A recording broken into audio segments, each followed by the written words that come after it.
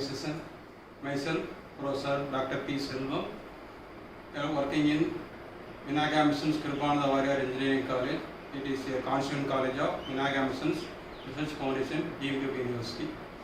In this video session, we are going to discuss about the definition of the measurement and the general block diagram of the measurement system. So first we take the what is measurement.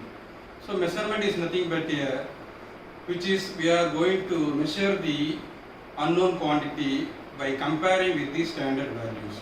So the comparing with the standard values is said to be true value or the actual value. So we are going to compare the true value with the physical quantity under the test, that is called measurement. So this measurement will be every day we are facing in our day-to-day life, that we are going to measure the length and also weight and temperature, time, all these are involved the measurement system. For example, suppose I want to measure the length of this box. So what this is the physical quantity under test or the measured quantity. This quantity I am going to compare with the known standard of the scale. So I am going to compare the physical quantity under measurement with the known standard by measuring the length of this box. So here if you see, the length of the box will be 10 centimeter. Because of we are comparing, this is the true value or actual value. This is called the measured quantity. In this way we are going to measure our vegetables or our eatable items. Likewise we are going to purchase a milk, so that should be a liquid, so it is going to be measured with the liter. So everything will be compared to the known standard and we are going to get convinced and we are purchasing our materials. So likewise this measurement is generally will be of two types. One is called direct method, other one is called indirect method. In direct method, what we explained, we are comparing the measured quantity with the known standard. So the known standard will be repeatedly done and the average value will be taken as the true value or the actual value. So this is called direct measuring of the measured quantity. And the other one is indirect method. So in indirect method, we are not able to compare directly the measured quantity with the known standard. In that case, we are going to take the help of the transducer, which is going to convert the mechanical quantity or any electrical quantity into the electrical signal. Then the electrical signal will be used to measure the quantity which is going to be under the test. So that is called the indirect method of measuring the unknown quantity. In this way we are having two types, direct method and indirect method. Again, in technologically it was divided into three main categories. One is called mechanical measurements, other one is called electrical measurement, and the third one is called electronic measurement system. So the mechanical measurement system, it was taken place in the long time ago, which is used to measure with the help of the mechanical materials. The instrument will be manufactured and it is going to calculate the pressure gauge, or we are going to viscosity, everything will be measured with the help of the mechanical measurement. With the help of the vernier caliper, screw gauge or micrometer, we are going to measure the mechanical measurement system. And due to overcome the difficulties faced in the mechanical measurement system, due to the advancement in the technology, now the electrical measurement system takes place. So in the electrical measurement system, we are going to measure the unknown quantity with the help of it is also going to be make use of the mechanical material to manufacture the electrical measuring instrument. But here it is going to have a display devices where we are going to get the measured quantity in the pointer, which is going to indicate on the scale, uniformly divided scale. So then it is called the electrical measurement system. For example, you can say the current, voltage, frequency, all these are measured with the help of the electrical instrument.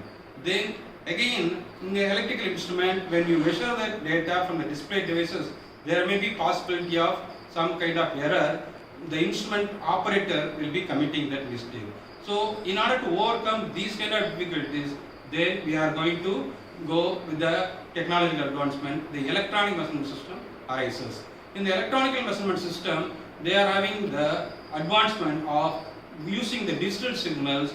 So the digital signals will be having a digital instrument will be manufactured. In the digital instrument, in order to avoid the difficulty in the electrical instrument, directly the numerals will be displayed in the meter. So there is no need of training is possible for measuring the value in the digital instrument. So that is the advantage of the electronic measurement system. So in this way we can define the types of measurement system. So again next the topic will be the general block diagram of the measurement system.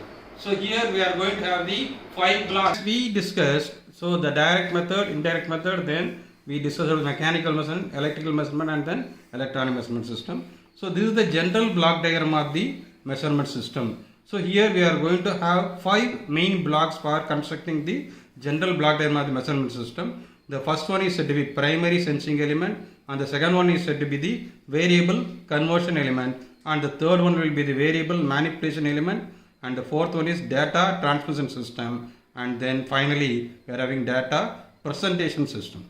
So now we will go one by one. What is the function of the each block? So now the quantity under test, that is called the measuring quantity, is coming into the contact of the primary sensing element.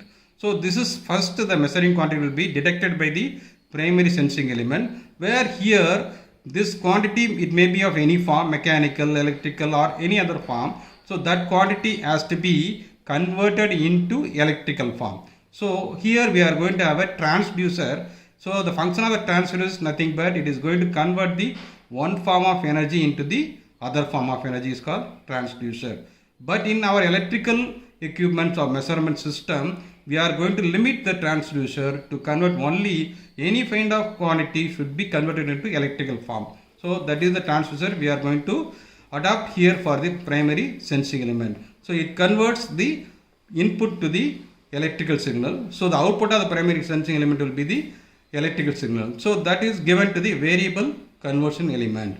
So this function of the variable conversion element is it is going to convert the electrical signal into the desired form, which is depends upon the instrument which was or designed for the particular application. So there may be analog signal may be detecting the signal, or digital signal can be detecting the output of the measuring instrument. So depends upon that form. Here it may be using analog to digital converter or digital to analog converter. Whichever is required, it is going to have that kind of conversion element here. So it is going to convert the desired form of the electrical signal is done by the variable conversion element. So after it is converted into the suitable form, then it is given to the variable manipulation element.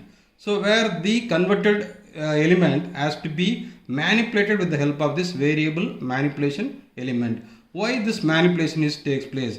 Because when the signal which is coming to the after conversion, it may be having the strength will be very weak in the output of the variable conversion element.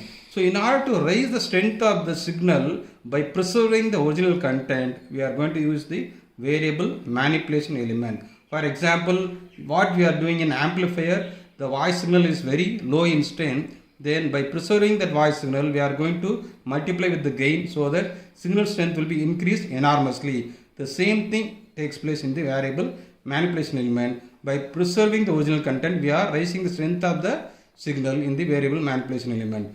Next, after manipulated and the signal is converted to desired form, these two blocks are called signal conditioning element.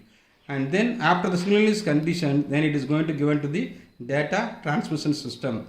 Because in some applications where the instrument will be separated from the measurement system, so what happens here, the data should be transmitted from one end to the required end, application end. For example, you can take spacecraft or aeroplane. In those applications, the signal has to be transmitted from control station to the aircrafts. So in that way, the data should be transmitted from one end to the other end. That was done in the data transmission system. So after all these function will be, the final one will be where we are going to get the data will be available to measured form will be the data presentation system. Here we are going to have the data presentation system. It may be in the form of data, may be in the form of monitoring, or it may be in the form of recording, or it may be from the analysis purpose. So any purposes can be used in the data presentation system, because in the monitoring cases it will be used as the display devices where the pointer is going to deflect from initial position to the depends upon the measuring quantity value. That was done in the monitoring system.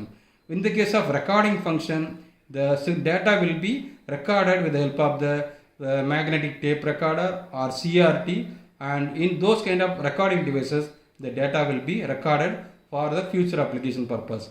In the analysis purpose, because in main industries and all, the data measured in different stages will be used for correcting the operation of the device. So the analysis purpose, we are going to use computers for analyzing the signal. In this way, we can explain the block diagram of measurement system. Thank you.